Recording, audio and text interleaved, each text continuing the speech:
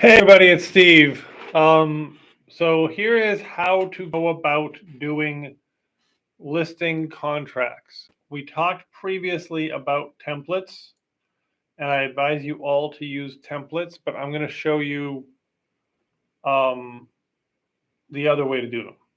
So you get everything you do in contracts, you do through zip forms. So you log into your Scranton board. I think the Wilkes-Barre board offers it too. You go to zip forms, and it slowly gets there.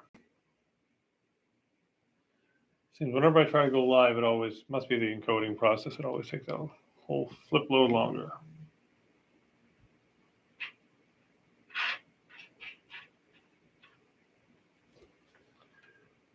We skip this little renewal offer. We close out their little windows. Maybe you care about what they're saying. I don't.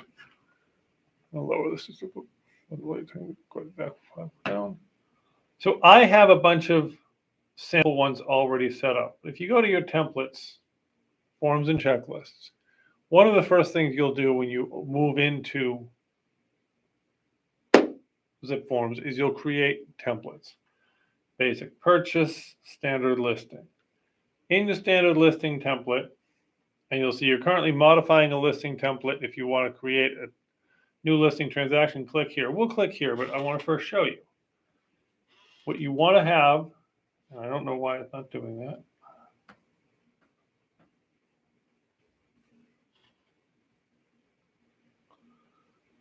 Is listing contract, seller property disclosure, lead paint, consumer notice, estimated closing costs, tenant occupied property, wire fraud notice, and an affiliate marketing agreement, which we don't use. I use that back at EXP.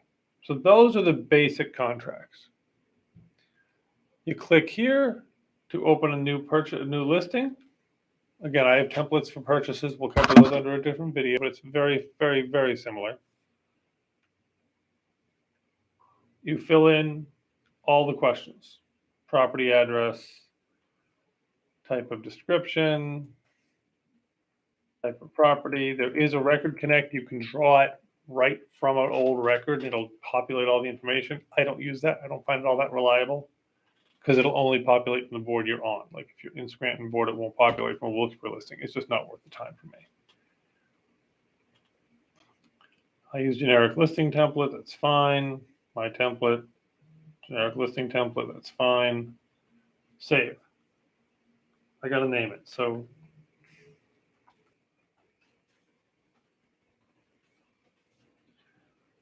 boom, we do that. And then this is where the process gets slower. You go into documents. I'm going to zoom this back out, and you pretty much just check them all and make sure they're correct, basically. Consumer notice. We scroll down. I can change who the seller is.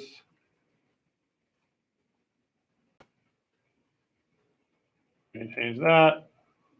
I go back. I go into seller's estimate of closing costs. You can use the new form editor. I'm used to the old one, so I use the old one. And you check it. For some reason, this template still has me as eXp Realty. I need to change that up. Fill in the property information. Fill in the purchase price. Fill in everything right on through. And then go back. And then go into wire fraud notice if you need to. Go into seller's property. Go into listing contract, exclusive right to sell. This is the listing contract. This is one of the ones that matters. They all matter, but this one matters the most because this one talks about our money. We like our money. Money's good. And again, it's fill it in. Fill in all the information correctly, the address, the listing price, start date and end date not to exceed 365 days. Commission, always include a minimum.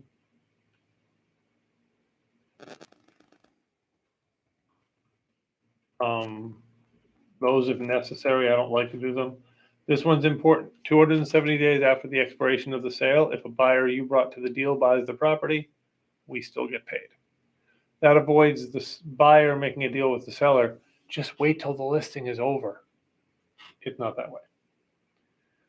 Broker's fee if settlement does not occur. If something crashes and the seller gets the deposit money, we deserve something for our time. Here's where you specify who gets paid. I only pay the buyer's agent. Nobody helps the seller's agent unless you're in my company. I don't care that you're some wholesaler that referred. No, you're not getting paid. No one's getting paid but the buyer's agent. And I give the buyer's broker half of the commission. I never skimp anybody. And I'll usually put it in as less than half. So if it's 6%, I'll put in 2.5. In case that broker does something nasty, I can reduce their commission legally. But I'm never going to do that. I'm not going to start a war with someone. You pretty much scan over the rest of this boilerplate, make sure these are correct. Make sure that's checked off.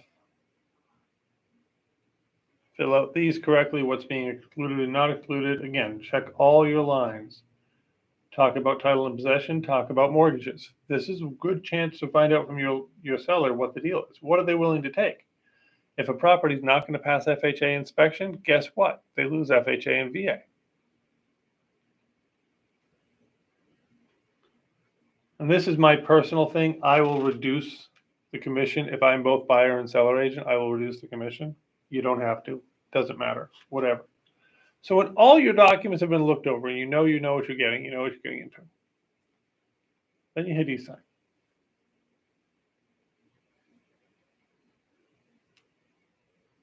Select documents to include. Include all of them, whichever ones you need. Go through here, check them off, and you hit close. And then you hit next. Fill in if the seller's information is not correct, fix it. Give an email address. Remember, LLCs are not sellers. So you'll put in Mangesh Shah, manager, LLC name. He's signing his personal name on behalf of the LLC. Walmart can't sign checks. An employee or owner of Walmart can sign checks. That's the best way to think of it. You're in here as listing agent. Once you have the emails correct, you click off this, you click off that. You hit close, and you hit next.